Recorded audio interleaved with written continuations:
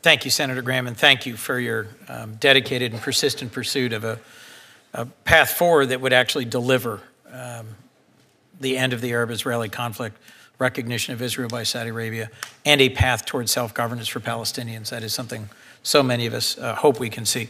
And thank you, Mr. Secretary. Senator Durbin. Thank you, Mr. Chairman. Mr. Secretary, it's good to see you, and thank you for your tireless efforts on behalf of this nation. I appreciate it. I'd like to mention two political prisoners in different parts of the world that we have reached out to and been in contact with.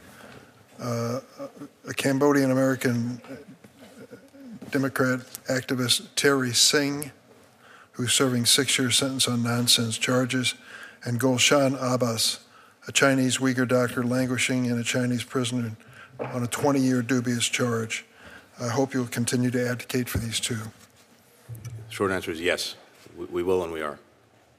I want to reiterate something I said on the floor last week, specifically supporting President Biden in suspending key weapons deliveries to Israel that could be used for a full assault on Gaza and Rafah. Our president has stood in solidarity with the Israeli people since the horrific October 7th Hamas attack, which I might add included taking hostage someone with ties to my state, Hirsch Goldberg, Poland. There's recent evidence of life and survival, so we're anxious to see his return. But like President Biden, and like many of us, I've had enough with Prime Minister Netanyahu's strategy in Gaza that has caused the deaths of thousands of innocent Palestinians, many of whom are women and children. How can we, in good conscience, continue to supply Netanyahu with weapons for a war where he restricts access to humanitarian aid like food, medicine, and fuel at the expense of women and children?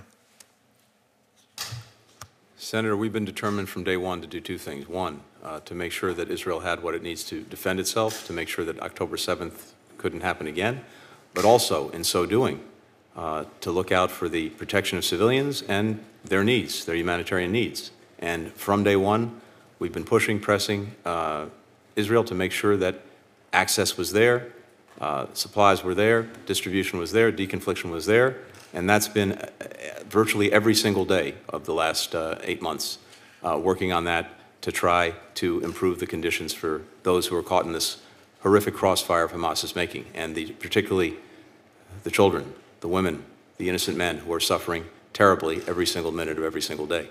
We have heard over and over that there is an Israeli strategy to restrict access to humanitarian aid in Gaza. And as a consequence, children are starving to death and people are in desperate situations. I have personal friends of mine who've been there, medical doctors. The reports are horrific of what deprivation has been caused there. Is that at the hands of Israel's strategy, or is that a part of it?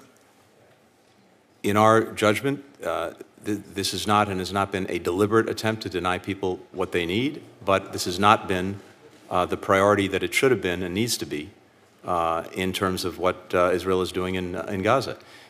It's, as we know, an incredibly complicated terrain in which to operate, given the nature of the enemy and what it does. But we have said for some time, for a long time, that in our judgment, the needs of the civilian population need to be put front and center, and to design everything else around that, not the other way around.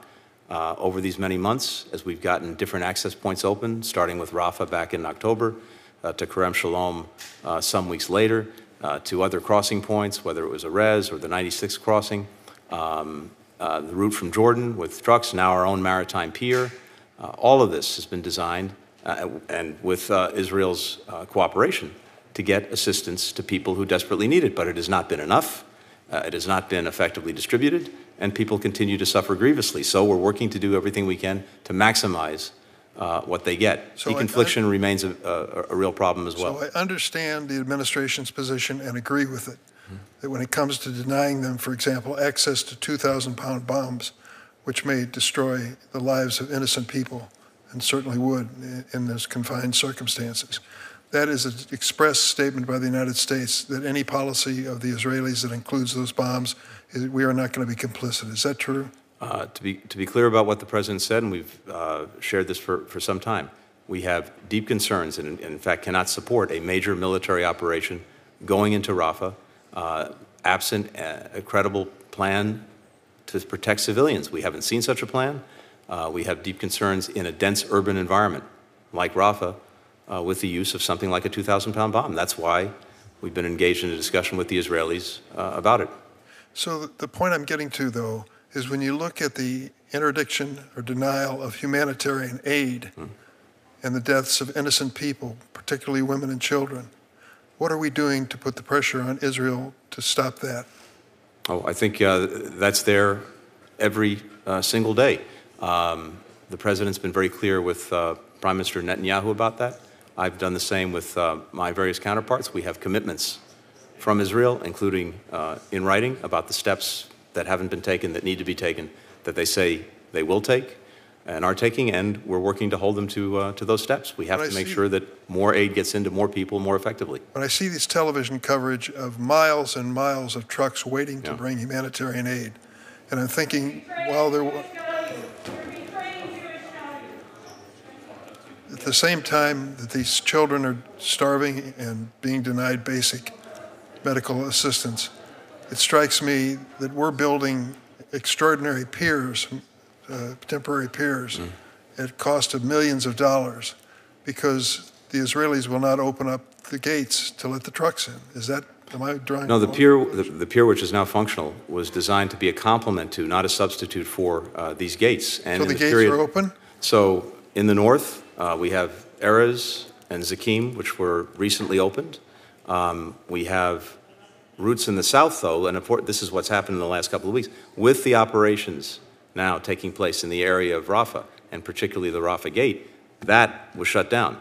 Kerem Shalom was operating at much less capacity than before because of the military operations that Israel's engaged in the last few weeks. Well, so what we don't want to see is a reversal. We had terrible problems, particularly in the north, in getting aid in, and the north was a particularly acute disaster area for the people that were still there. That's been improved, again, not sufficiently, in opening these crossings from the north. We have convoys coming in from Jordan as well that are going directly to the north, Ashdod port. But now the situation in the south is deeply, deeply, deeply concerning because these gates have either been shut down or they're not operating as efficiently as they should. I hope that the United States, through the President, will take the same resolute, determined stand when it comes to the interdiction of humanitarian aid. We have been briefed by credible sources that there is little or no smuggling taking place into Hamas and that the basic foodstuffs and medicine and fuel that are needed for these families that are struggling to survive there is being stopped and it trickles in instead of coming in at full force. I hope we show the same level of determination for that as we did with these 2,000-pound bombs. We do. Thank you. Thank you, Senator Durbin.